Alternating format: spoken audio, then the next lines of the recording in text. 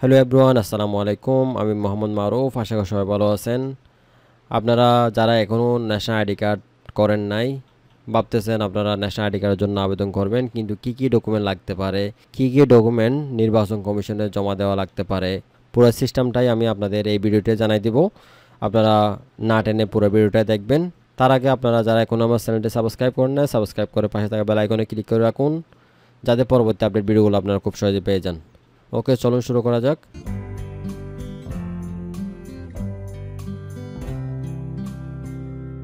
ওকে, আমি আপনাদের বোঝার সুবিধার্থে একটা প্রেজেন্টেশন রেডি করেছি। আমি এটা ডাবল ক্লিক করলাম। ডাবল ক্লিক করার পর আপনাদের প্রথম থেকে শেষ পর্যন্ত স্টেপ বুঝিয়ে দিব। আপনারা কোথাও লিখে রাখবেন কষ্ট করে, না হয় মোবাইলে, না হয় আপনারা কোনো একটা কাগজে লিখে রাখবেন কী কী লাগতে পারে।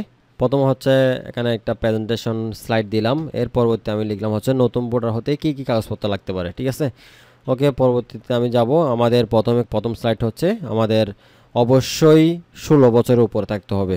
বয়স 16 বছর নিচে যাদের বয়স, ওরা এনআইডি কার্ডের জন্য অ্যাপ্লাই করতে পারবেন না। যাদের 16 বছর বয়সের উপরে, আপনারা অনলাইনে এনআইডি কার্ডের জন্য আবেদন করতে হবে।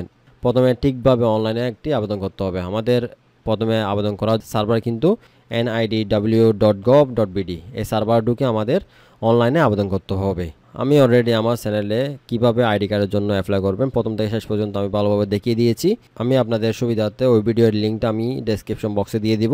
আপনারা ওখানে ক্লিক করলে সোজা ওখান থেকে গিয়ে আপনারা সঠিকভাবে সুন্দরভাবে আপনারা আবেদনটা করে নিতে পারবেন। ঠিক আছে, আমাদের প্রথম স্লাইড হচ্ছে ভালোভাবে সুন্দরভাবে আমাদের একটি অ্যাপ্লিকেশন করা। এর পরবর্তীতে অ্যাপ্লিকেশন করার পর সঠিকভাবে দেখবেন পূরণ করার পর আমাদের ফাইনালি সাবমিট দেওয়ার পর আমাদের 2 পেজের একটা ফর্ম আসবে। ওই ফর্মটার সাথে নিয়ে আমাদের সেকেন্ড স্টেপ হচ্ছে ডকুমেন্ট লাগবে হচ্ছে অনলাইন জন্ম নিবন্ধন কার্ড। আমাদের অবশ্যই অনলাইন জন্ম নিবন্ধন কার্ডের ফটোকপি দিতে হবে জমা দেওয়ার সময়। যে আমাদের এনআইডি কার্ড অ্যাপ্লাই করার আগে অনলাইন জন্ম নিবন্ধন থাকতে হবে অবশ্যই। আমাদের ওখানে ভিতরে ঢোকার পর অনলাইন জন্ম নিবন্ধন নাম্বার কিন্তু চাইবে, এটা অবশ্যই দরকার পড়বে। 2 নম্বর হচ্ছে আমাদের অনলাইন জন্ম নিবন্ধন কার্ডের ফটোকপিটা লাগবে 1 কপি। 3 নম্বর হচ্ছে আমাদের লাগবে হচ্ছে শিক্ষাগত যোগ্যতা। ওকে, আপনারা অ্যাপ্লাই করার সময় অবশ্যই আপনাদের সঠিক শিক্ষাগত যোগ্যতার অপশনটা দিবেন। এসএসসি হলে এসএসসি, এসএসসি হলে এসএসসি, আর স্নাতক হলে স্নাতক। দেওয়ার পর কিন্তু অবশ্যই আপনাদের ফর্মের সাথে আপনাদের সার্টিফিকেটের ওই কপিটা কিন্তু অবশ্যই দিতে হবে। লাস্ট যে সার্টিফিকেটটা আপনি পেয়েছেন ওই সার্টিফিকেট কপিটা, ফটোকপিটা আপনাদের অবশ্যই জমা দিতে হবে। 3 নম্বর হচ্ছে আমাদের সার্টিফিকেট কপিটা গেল। ঠিক আছে, এরপর 4 নম্বর হচ্ছে আমাদের পিতা মাতার অবশ্যই জাতীয় পরিচয়পত্র ফটোকপি দিতে হবে। আমাদের 5 নম্বর হচ্ছে ওখানে কিন্তু অপশন আছে ব্লাড গ্রুপ অপশন সিলেক্ট করে দেওয়া। আমাদের কোনো একটা হসপিটাল থেকে রক্তের গ্রুপ পরীক্ষা করে একটা সার্টিফিকেট দিলে ওই সার্টিফিকেট একটা ফটোকপি দিয়ে দিবেন। ওকে, আমাদের 6 নম্বর হচ্ছে নাগরিক সনদ, জাতীয়তা সনদ অথবা চেয়ারম্যান সার্টিফিকেট, যে কোনো একটার ফটোকপি দিলে হবে।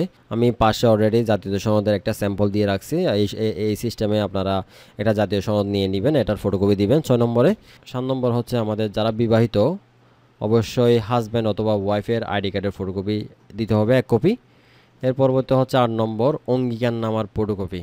ঠিক আছে, আমি এখানে পাশে স্যাম্পল দিয়ে দিছি। আপনারা এখান থেকে দেখেই একটা কম্পিউটার দোকান থেকে টাইপ করে নিয়ে আপনারা এখান থেকে সিল স্বাক্ষর করে নিলে হয়ে যাবে। এখান থেকে চেয়ারম্যানের স্বাক্ষর নিয়ে নিলে হবে। ঠিক আছে, এখানে আপনার স্বাক্ষর হবে, এই পাশে হবে আপনার চেয়ারম্যানের স্বাক্ষর।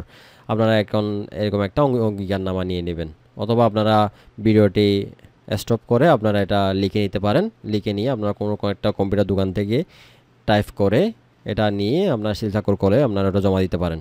এর পরবর্তী হচ্ছে 9 নম্বর। 9 নম্বর হচ্ছে হোল্ডিং ট্যাক্সের রসিদ অথবা বাড়ির খতিয়ান ফটোকপি 1 কপি। এখানে আপনারা বাড়ির খতিয়ান দিলে হবে, হোল্ডিং ট্যাক্স তো সাধারণত পাওয়া যায় না। বাড়ির খতিয়ানের একটা ফটোকপি দিয়ে দিবেন। এর পরবর্তী হচ্ছে 10 নম্বর ইউটিলিটি বিল অথবা ইলেকট্রিসিটি বিলের ফটোকপি 1 কপি। আমি এখানে পাশে দিয়েছি কিভাবে আপনারা এরকম একটা ইলেকট্রিসিটি বিলের ফটোকপি দিয়ে দিবেন। এর পরবর্তী লাস্ট অপশন হচ্ছে আমাদের পাসপোর্ট ও ড্রাইভিং লাইসেন্স। যাদের পাসপোর্ট অথবা ড্রাইভিং লাইসেন্স আছে আপনারা অবশ্যই একটা প্রথম পেজের একটা ফটোকপি দিয়ে দিবেন। যদি না থাকে তাহলে কোনো সমস্যা নাই। ওকে, আমি প্রথম থেকে আপনাদের একবার শর্টকাট বলে দিচ্ছি, আপনারা অবশ্যই খেয়াল রাখবেন অথবা কোথাও লিখে রাখবেন। প্রথম হচ্ছে আমাদের অবশ্যই আবেদন করতে হবে, আবেদন করে ফর্মটা নিতে হবে। সেকেন্ড স্টেপ হচ্ছে আমাদের অনলাইন জন্ম নিবন্ধন কার্ডের ফটোকপি দিতে হবে 1 কপি। এর পরবর্তীটা হচ্ছে আমাদের সর্বশেষ যে শিক্ষাগত যোগ্যতা সনদটা আছে ওটার একটা ফটোকপি দিতে হবে। এর পরবর্তী 4 নম্বর হচ্ছে পিতামাতার আইডি কার্ডের ফটোকপি দিতে হবে। এর 5 নম্বর হচ্ছে রক্তর গ্রুপ ও পরীক্ষার যে সার্টিফিকেট আছে রিপোর্ট ওটার একটা ফটোকপি দিতে হবে। এবং 6 নম্বর হচ্ছে নাগরিক সনদ অথবা জাতীয় সনদ, চেয়ারম্যান সার্টিফিকেট যাই বলুন না কেন ওটার একটা ফটোকপি দিতে হবে। বিবাহিত হলে হাজব্যান্ড অথবা ওয়াইফের আইডি কার্ডের ফটোকপি দিয়ে দিবেন 1 কপি। এরপর 8 নম্বর হচ্ছে অঙ্গীকারনামা দিতে হবে। 9 নম্বর হচ্ছে বাড়ির খতিয়ান অথবা হোল্ডিং ট্যাক্সের কপি একটা ফটোকপি। এর পরবর্তী 10 নম্বর হচ্ছে ইলেকট্রিসিটি অথবা ইউটিলিটি বিলের ফটোকপি।